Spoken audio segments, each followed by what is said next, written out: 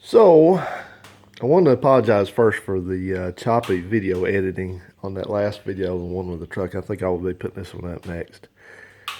Because I had a lot of problems with that, and it ended up chopping some stuff off the end of it, which wasn't really that important, just a little bit of talking.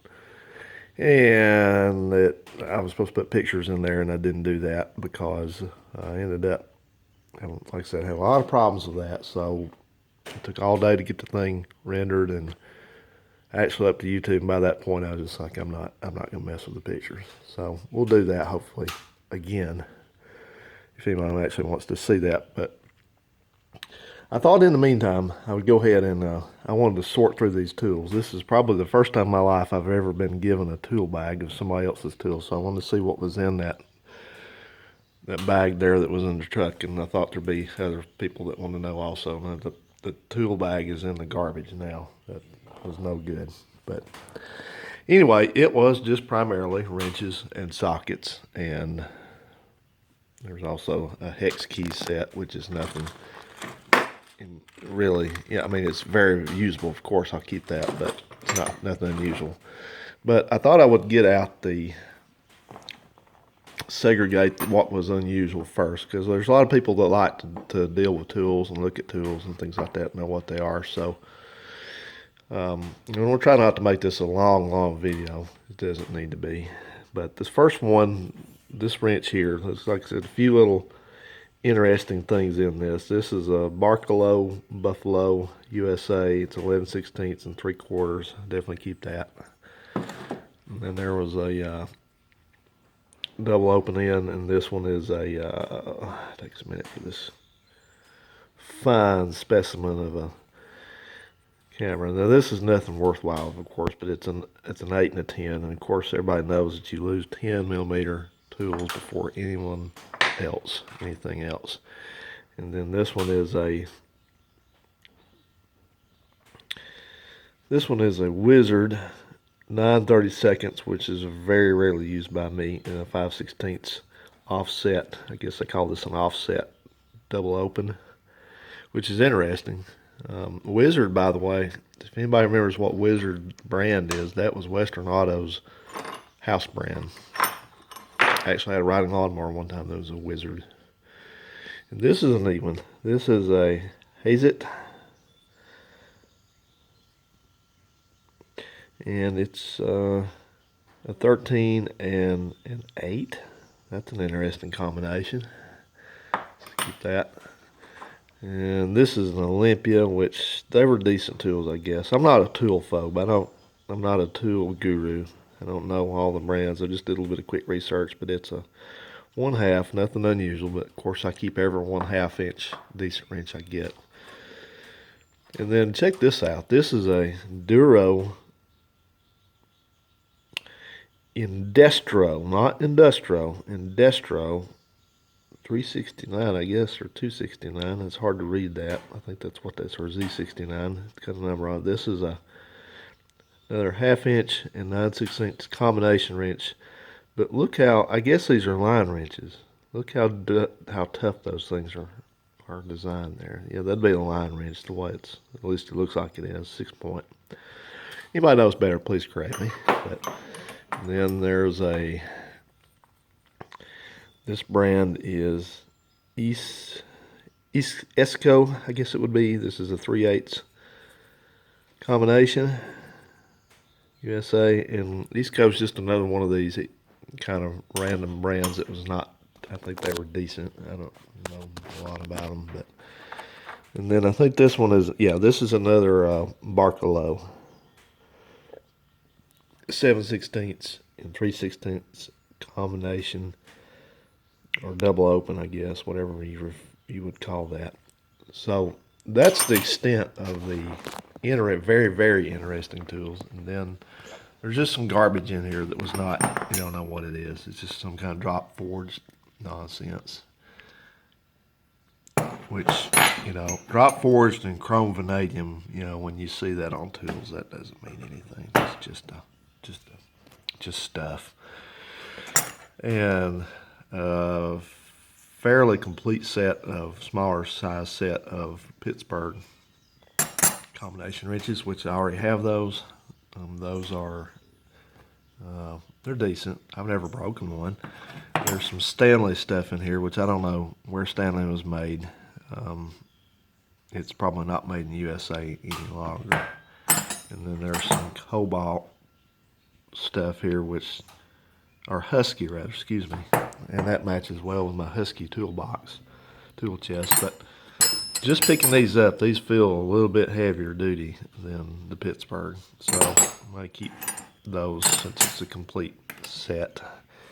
And then there's a combination of Pittsburgh and some other stuff over here. I think this may all be Pittsburgh, maybe some Huskies mixed in there with it. The metric, which I rarely use metric wrenches any longer. And there's some just random millimeter metric wrenches. There's a Job Smart, don't know who makes that. It's probably offshore. And then there's another Husky. There's this thing here, which is a, it's hard to see through the camera. Let me look around you here real quick. I don't know, I can't make it out who it is, and it doesn't matter really, but it's old, and I may keep that. There's another one of these neat little offset open ends, which this is tiny. This is a, well, I'll put it over here. It didn't need to be over here. It's a 7/32 and a 1/4 inch Wizard. It's another Wizard. And then a whole bunch of sockets, and every kind of socket you can think of in here, and a lot of it's duplications. There's this brand, companion brand 12-point metrics, a lot of those, which is junk as far as I know. There's Stanley, which is a 1/4 inch, not quarter, 3/8 drive, but these small ones, I'll probably hang on to those. It's a 7, probably a 5 or a 6 in there. There's a 6-point Stanley, which is a 10. I absolutely hang on to that one. The 6-point stuff is going to get preference. This is a Taiwan, no name here, but it is a 6-point. So that's a 11. Rarely ever use an 11.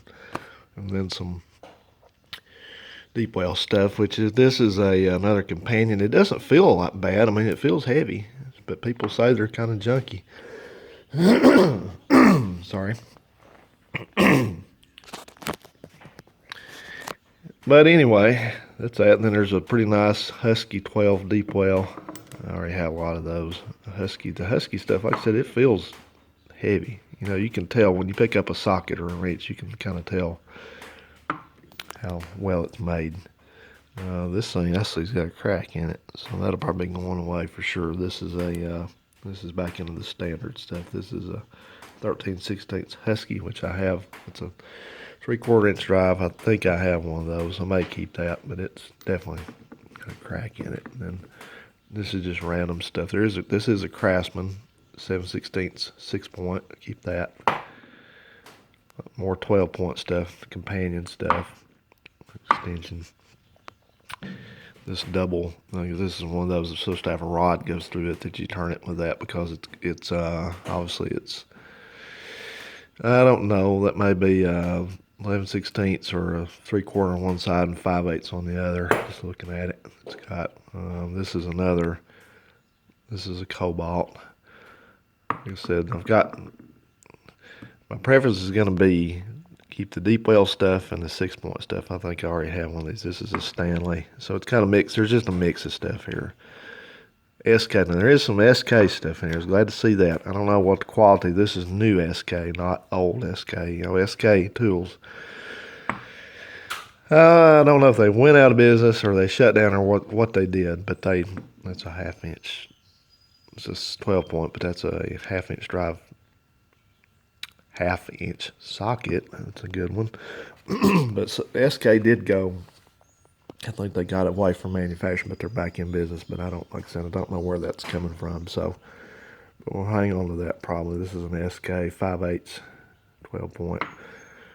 So anyway, just your standard stuff. And I'm not going to keep all of it. Like I said, I'm not a tool collector. I like to collect stuff. I don't collect tools just to collect them. I mean, I collect stuff that I can use. That's the way it is with everything. I don't collect things just to look at it.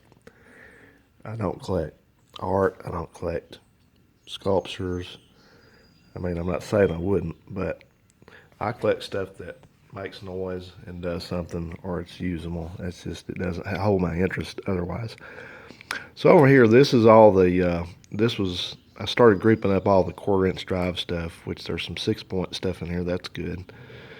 May all be 6-point. They may not even make 12 points in 1/4 inch. I don't see any in here at all. Well, yeah, I do, but this is interesting because these are these 3/8 drive, but they're the small sockets. They're like, that's a 9mm.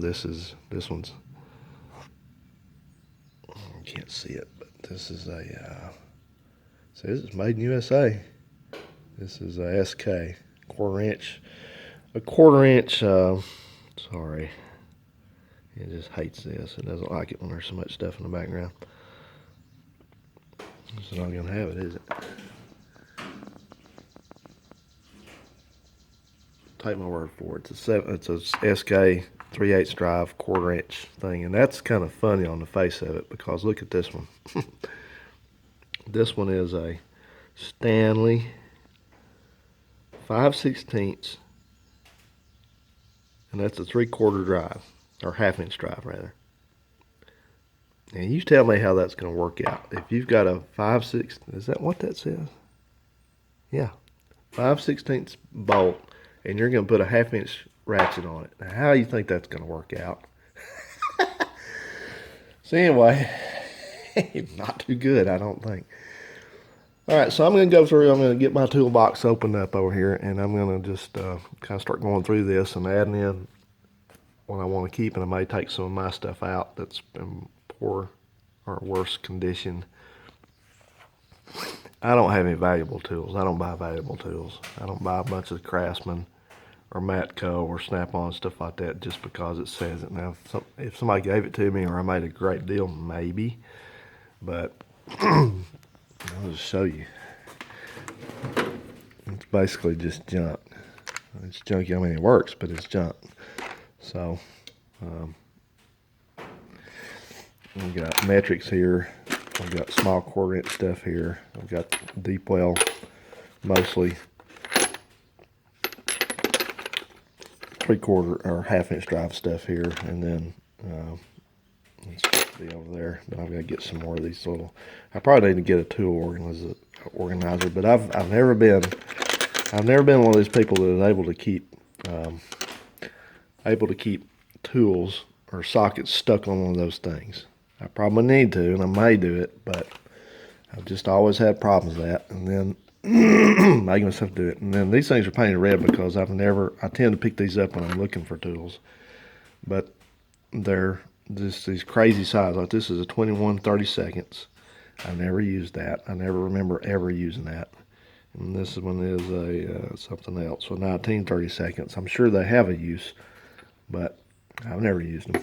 And so, you see I've got a lot of junk 12-point stuff here, which they work for me because I use them so rarely that I don't break them. I've never broken, I don't remember ever breaking them. The only thing I've broken in any recent memory is, see, I've got a bunch of stuff in here that's probably questionable, but it's all my metric stuff there. No, I put this paper in here on purpose because I'm going to try to take this part of the build sheet and I'm going to put it back together, hopefully. But the only thing I've had problems with is I've had problems with these little tiny 1/4 inch ratchets. I've went through several of these. I've got 3 of them in here now. Matter of fact, there's one in this stuff over here that actually functions. But I'm going to show you this, just to point something out. This is a Harbor Freight, one of these, whatever they call this kind of ratchet. It's plastic. I don't know if it's got a metal core in it, but it's plastic on the outside of it. And this thing is so old, they don't make this anymore. And I've never broken this. Never broken it. And this gear wrench thing here, I've never broken that. So the only tool that I have broken probably in the last oh, I don't know, 10 years that I can remember. I had to buy this. This is a 3/4 inch breaker bar. The only one I can remember breaking is that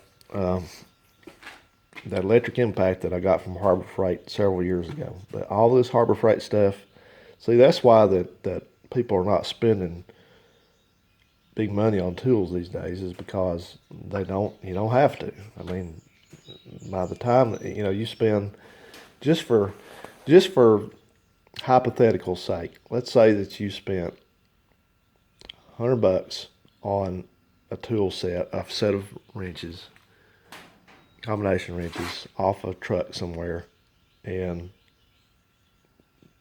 you bought a set of $25 combination wrenches from Harbor Freight. You would probably never break the cheap ones at all. You never wear them out. It wouldn't be worth it. It's just not. I was trying to make a point there, and I kind of lost my train of thought, I guess, on it. But anyway, it's just I think buying expensive tools in some cases is just turning it into diminishing returns. I mean, if you did break something, it's so cheap now, you just throw the thing in the garbage and go get another one. So, and buy something else while you're there. So, like, look, for instance, this drill. I'm trying to think how old this drill is. I think I bought this drill about 20 years ago. It's a Black & Decker.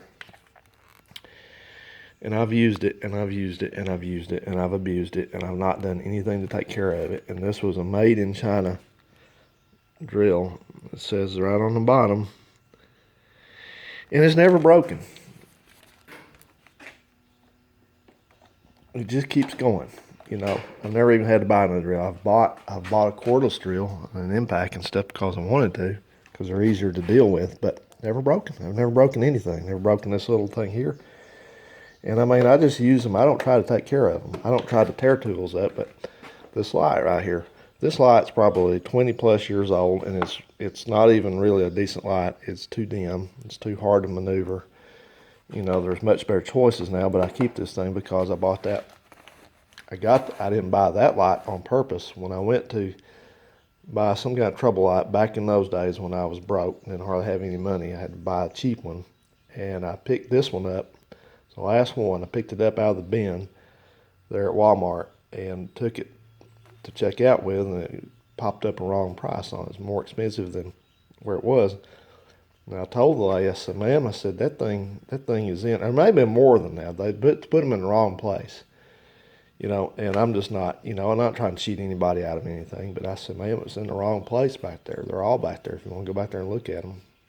And, they have to do the right thing then. They say, well, we did it, so you get it for this price. So I got it for like half price, so I've kept this thing till it will not work anymore, but it still works.